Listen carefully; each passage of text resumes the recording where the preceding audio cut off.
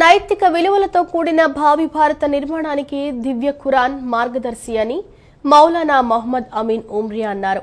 దివ్య ఖురాన్ మానవాళికి మార్గదర్శకమని అన్నారు. మనిషి పుట్టుక నుండి చనిపోయి మట్టిలో కలిసే వరకు ప్రతి అంశంలోనూ రుజుమార్గం చూపించే గ్రంథమే దివ్య ఖురాన్ అని పేర్కొన్నారు.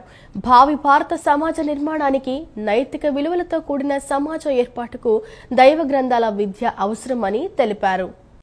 United forum for Quranic studies UFQS ఆధ్వర్యంలో 10వ రాష్ట్ర స్థాయి ఖురాన్ కంఠస్థ ఫైనల్ పోటీలు విజయవాడ ఆటోనగర్లోని ఆటోమొబైల్ టెక్నీషియన్స్ అసోసియేషన్ హాల్లో జరిగింది. జిల్లాల వారీగా నిర్వహించిన ఖురాన్ కంఠస్థం పోటీల్లో ప్రతిభ చూపిన విద్యార్థులకు నేడు రాష్ట్ర స్థాయి ఫైనల్ పోటీలను నిర్వహించారు.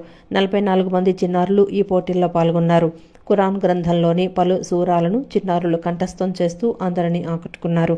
ఉత్తమ ప్రతిభ కనపర్చిన విద్యార్థులకు బహుమతులను అందజేశారు.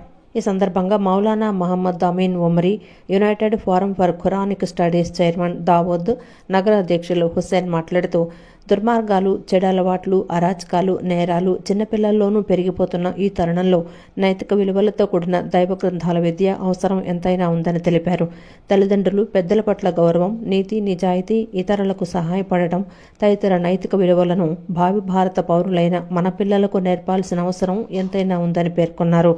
పిల్లలు సెల్ ఫోన్లు, వీడియో గేమ్స్ తదితర వ్యసనాలకు అలవాటు పడి విద్యకు, నైతిక విలువలకు దూరం అవుతున్నారని, చిన్న పిల్లలు నేరాలు చేస్తుంటే బాధ కలుగుతోందని ఆవేదన వ్యక్తం చేశారు.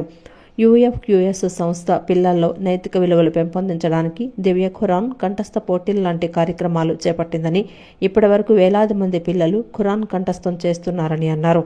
గత 10 సంవత్సరాలుగా ఈ కార్యక్రమాన్ని ఆదరిస్తున్న తల్లిదండ్రులకు సహకరిస్తున్న అందరికీ కృతజ్ఞతలు తెలిపారు.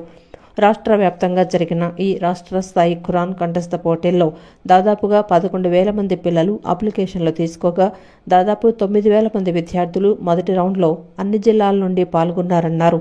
నేడు జరిగిన ఫైనల్ పోటీల్లో ABCD ఒక్కొక్క గ్రూపు నుండి 3 చొప్పున 12 మంది విద్యార్థులు గెలిచారని తెలిపారు.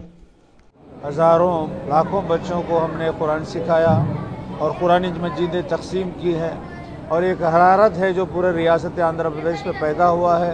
हर माँ बाप चाहते हैं कि उनके बच्चे कुरान पढ़े, हर बच्चे भी चाहते हैं कि हम कुरान पढ़े और इनाम हासिल करें. इस तरह बड़ा तेज़ी से ये काम हो रहा है. हम अल्लाह का शुक्र अदा करते हैं कि अल्लाह ताला जो है इस काम को हम जैसे कमज़ोरों से जो है ले रहा है. तो आज ये प्रोग्राम आप लोगों के ताउन से बहुत ही आगे बढ़ रहा है और हमें उम्मीद है कि आइंदा भी आप लोगों का ताउन रहेगा. मैं सबसे गुजारिश करूंगा कि वो अपने बच्चों को कुरान पढ़ाए, वो खुद पढ़े और कुरान को जो है आम करने की कोशिश करें.